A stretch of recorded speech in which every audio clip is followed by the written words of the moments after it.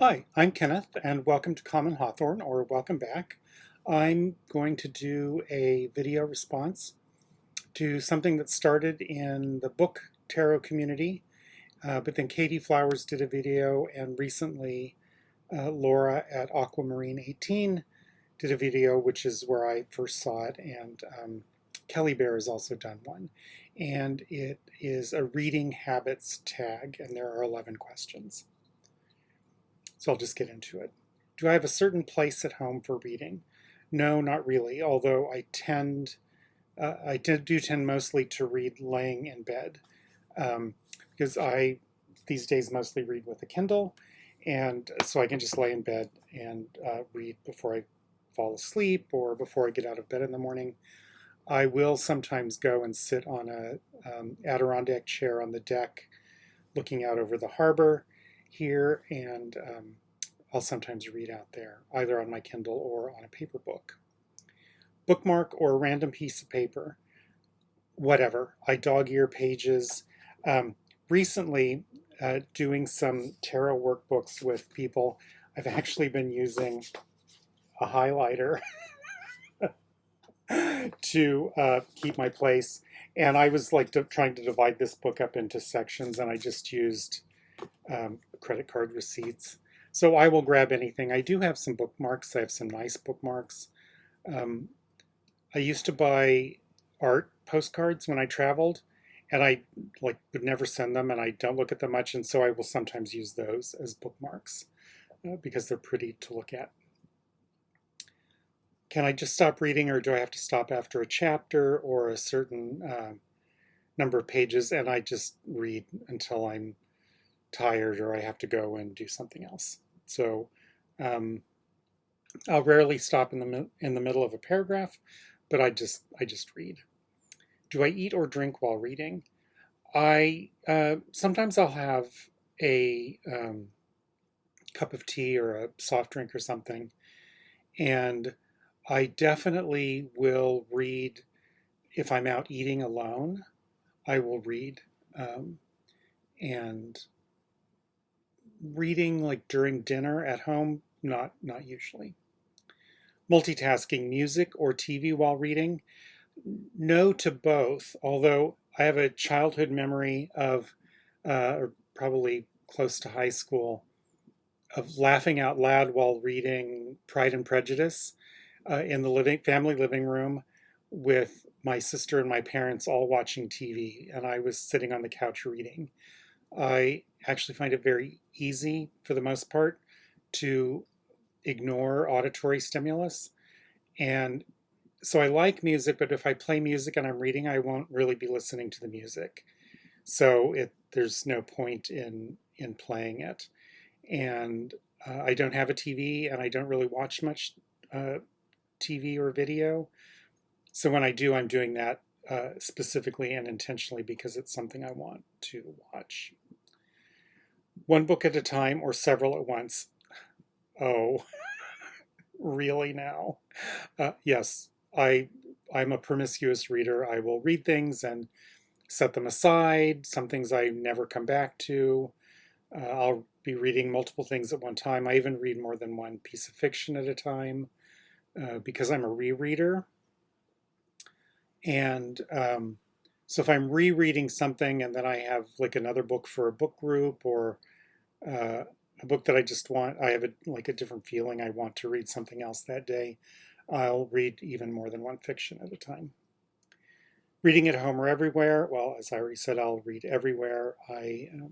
Especially with the Kindle, like if I walk to the post office to go to my P.O. box and then stop at a little restaurant here that I love and I'm alone and I'm eating, I'll pull out my Kindle and I'll read.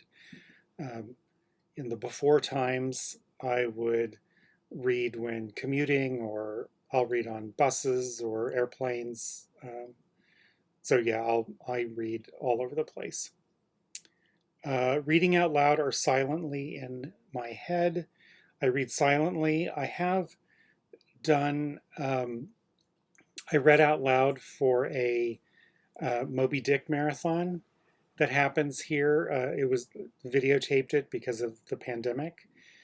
And I have a couple of friends who have read out loud with their partners. So they would like select a book and they would take turns reading aloud to one another.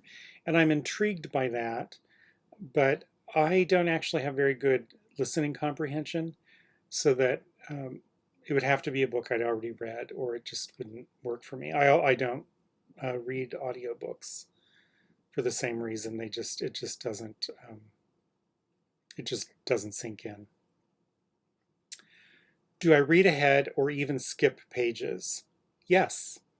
Everybody else seems to be so shocked. But nonfiction, certainly I will go to parts that I particularly want information from. If I'm reading a biography or history, I tend to just read linearly. But I will read ahead in fiction. And I will often, if I'm having doubts about whether I want to even finish a book that's fiction, I will jump to the end to see if the conclusion is worth finding out how they get there. It's kind of similar to the fact that I will reread books that the surprise, or like movie spoilers. I don't care about movie spoilers. The pleasure for me is seeing how we get someplace. Um, I really love Anthony Trollope's novels, Victorian novelist. He published it in serials, much like Dickens did. And, you'll start reading a novel and you're certainly by the middle of the second chapter, you know how it's going to end. You know who's going to end up with who, that there will be problems, very formulaic.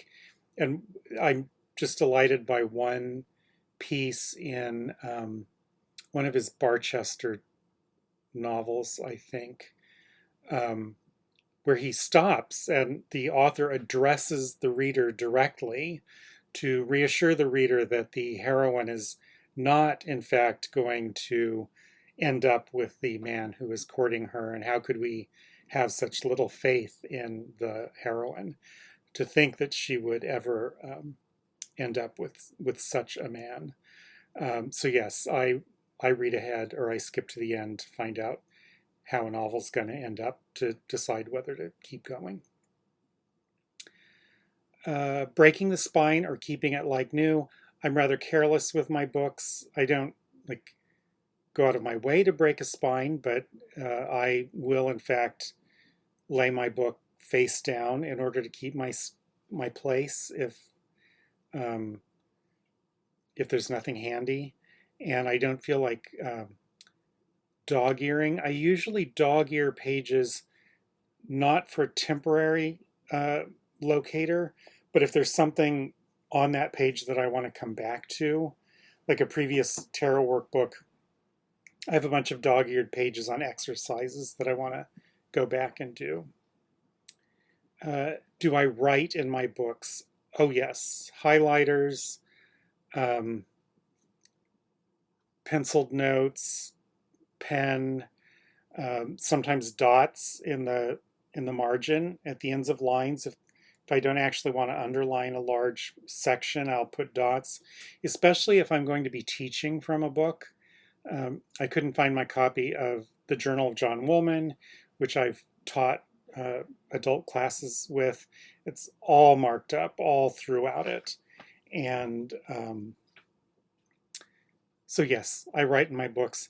There is a wonderful essay by Anne Fadiman, who is Clifton Fadiman's daughter. If you're of a certain age, you will remember Clifton Fadiman. And delightful book of essays, and I can't remember the title of it, but she has an essay about whether you're a carnal lover of books or not. Do you lay them face down? Do you dog ear them? Do you write in them? And she tells about her father when he would travel in probably the 30s or even the 40s, and he would read paperbacks, but paperbacks weren't books, they were pulp. And so as he traveled, as he finished parts of the book, he would rip the part that he had read off and throw it away so that it would lessen the weight in his luggage. Which I don't do that, but it also didn't horrify me to discover that he would do that. And of course, my relationship with paperbacks is very different because I treat a paperback as that's a real book. For me, what defines a book is the words and the structure and the narrative and the information, so that the whole conversation about, is a Kindle book a book? Yes. Is an audio book a book? Yes. Is a paperback book a book? Yes. It's like it does not have to be a codex for me to consider it a book.